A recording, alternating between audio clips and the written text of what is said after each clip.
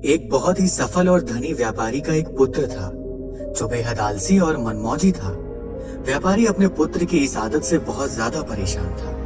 वह जानता था कि उसके पुत्र की इस आलसी प्रवृत्ति को जल्द से जल्द दूर न किया गया तो उसका पुत्र भविष्य में खतरे में पड़ सकता है। सिर्फ आलस से ही नहीं बल्कि उसका पुत्र बहुत फिजूल खर्च भी करता था और कभी किसी काम में मदद भी नहीं करता था। व्यापारी ने अपने पुत्र को सबक सिखाने का फैसला किया। एक दिन उसने अपने पुत्र को बुलाया और कहा, आज से तुम्हें रात को तभी खाना मिलेगा जब तुम पूरे दिन में कुछ मेहनत मजदूरी करके पैसे कमा कर लाओगे।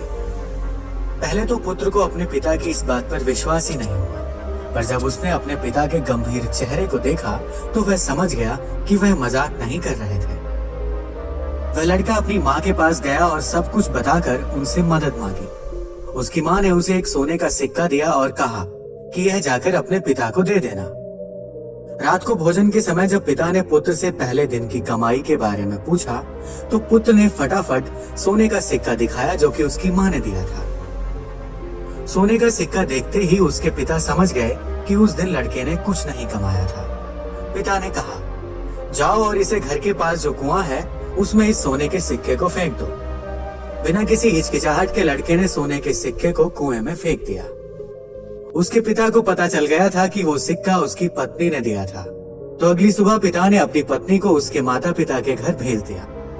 जब सुबह बेटा जागा तो उसे पता चला कि आज उसकी माँ उसे पैसे देने के लिए नहीं है, इसलिए वह अपने दादा के पास गया और सारी बात बताई। उसके दादा को उस पर दया आ गई और उन्होंने भी एक सोने का सिक्का उसे दे दिया। उस रात जब उसके पिता ने उससे कमाई के बारे में पूछा तो उसने फिर से सोने का सिक्का दिखाया जो कि उसके दादाजी ने उसे दिया था। उसके पिता ने उसे उस सोने के सिक्के को फिर से कुएं में फेंकने के लिए कहा। जब लड़के ने बिना किसी हिचकिचाहट के उस सोने के सिक्के को भी कुएं में फेंक दिया और खाने की मेज पर लौट आया तो उसके पिताजी को यह देखकर बहुत निराशा हुई। बाद में पिता ने दादाजी को अपनी योजना के बारे में बताया तो वे समझ गए और लड़के को पैसा न देने का वादा किया। जब लड़के को किसी से भी पैसे नहीं मिले तो वह मजबूर होकर काम की तलाश में निकल पड़ा। वह एक दुकानदार से मिला। उसे लगा कि वह दुकानदार उसे कुछ काम दे सकता है और उसकी मदद कर सकता है।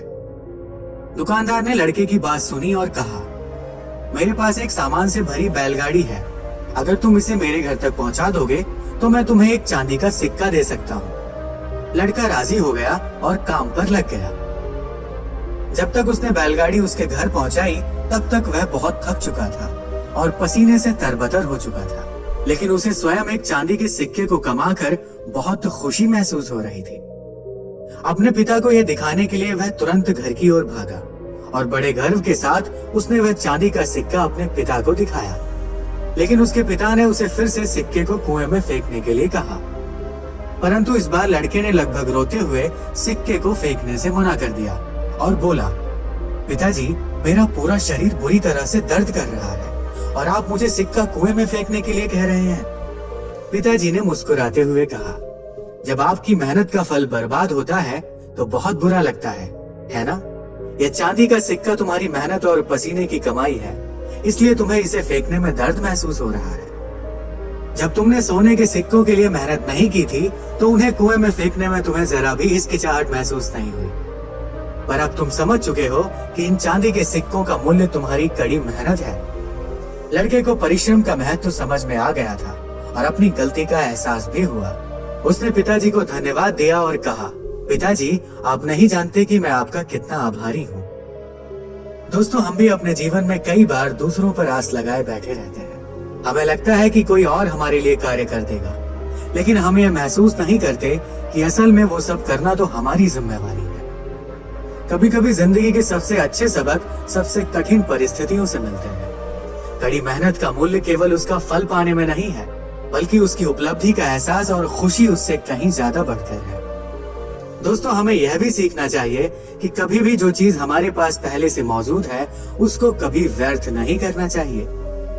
हमें जो भी मिला है उसका आदर करना चाहिए और जरूरी काम में उसका उपयोग करना चाहिए, क्योंकि जो भी हमें मिला है हो सकता है उसमें हमारी मेहनत नहीं हो, पर वो किसी न किसी का परिश्रम जरूर है। तो कभी भी किसी की कमाई को व्यर्थ नहीं करना चाहिए।